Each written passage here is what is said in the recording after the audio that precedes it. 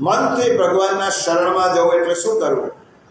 મનનો સ્વભાવ છે સંકલ્પ અને વિકલ્પ કર.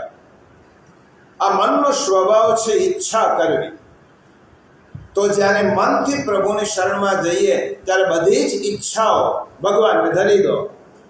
જો ધીમે ધીમે શરણાગતિ સ્વીકારવી છે, શરણમાં જવું છે, કેવી રીતે જાઓ? ભગવાન કહે છે તારું મન મને આપી દે.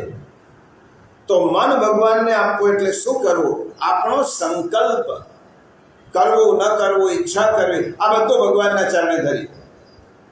ભગવાન, હવે મારો સંકલ્પ નહીં, મારી કોઈ ઈચ્છા નહીં, ઈચ્છા તારી જ, મારી ઈચ્છા નહીં, મારો સંકલ્પ નહીં.